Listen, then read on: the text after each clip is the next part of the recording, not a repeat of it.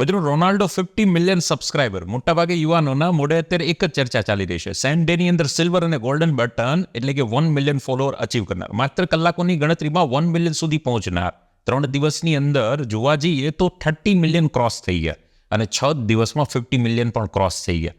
લગભગ આ fastest growth એટલો કોઈનો નથી અને એટલા માટે તો યુવાન મિત્રો ચર્ચા કરી રહ્યા છે. પણ એક વાત અહીંયા 3 ઇડિયટ્સનો ડાયલોગ સમજવાની જરૂર છે. किसी महापुरुष ने कहा है कि कामयाब होने के लिए नहीं, काबिल होने के लिए पढ़ो. सक्सेस के पीछे मत भागो, एक्सेलेंस का पीछा करो. सक्सेस झक मार के तुम्हारे पीछे आएगी. પણ આ ચર્ચા પાછળ સમજવાની જે કહાની છે એ પણ આપણે સાથે સમજીએ. હું Ashok Gujjar, youth motivational speaker. આ વાતને એન્ડ સુધી સમજવાનો પ્રયાસ કરશો, ઘણું બધું ક્લેરિટી મળશે. મિત્રો, રોનાલ્ડોએ રિઝલ્ટ પર નહીં, એક પ્રોસેસ પર ફોકસ કર્યું. પોતાની ફિટનેસ, પોતાનો સ્ટેમિના, પોતાની એ રમત અને પોતાની એક ફેસ વેલ્યુ, હેલ્થ, વેલ્થ અને એક ફિટનેસ પર ફોકસ કર્યું. અને એ અચીવમેન્ટ એટલું મોટું થયું કે આ અચીવમેન્ટ તો આપોઆપ આવવા લાગ્યું. વિદ્યાર્થીઓની સાથે મારે વાત એ શેર કરવી છે, 2 પોઈન્ટ હોય છે. એક છે પ્રોસેસ અને એક છે રિઝલ્ટ.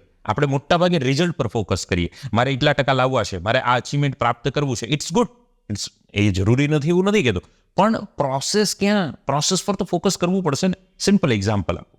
સાપુતારા ફરવા જવું હોય તો આપણે ચર્ચા શેની કરીએ? કેટલા વાગે નીકળશું, કોણ જશું, કઈ ગાડીમાં જશું, કેવી રીતે જશું, કેટલા વાગે પહોંચશું, કેટલા વાગે રિટર્ન આવશું, ઘરે કેટલા વાગે આવશું, લંચ ક્યાં કરશું, ડિનર ક્યાં કરશું, આ ચર્ચા કરીએ છીએ ને. It's a process. આ પ્રોસેસ છે, રિઝલ્ટ નહીં. સાપુતારા જઈને કેવી મજા આવશે એ રિઝલ્ટ છે. બસ તમારા જે વિષય છે, ગણિત, વિજ્ઞાન, સમાજ કે એ એકાઉન્ટ, સ્ટેટ, ઇકો કે ફિઝિક્સ, કેમેસ્ટ્રી, મેથ્સ, બાયો કે જીપીએસસી, યુપીએસસીની તૈયારી કરતા મિત્રો માટે હિસ્ટ્રી, પોલિટી, જીઓગ્રાફી કે ટેકનિકલ સબ્જેક્ટ કે નોન ટેકનિકલ સબ્જેક્ટ, આ સબ્જેક્ટની પ્રોસેસ શું છે?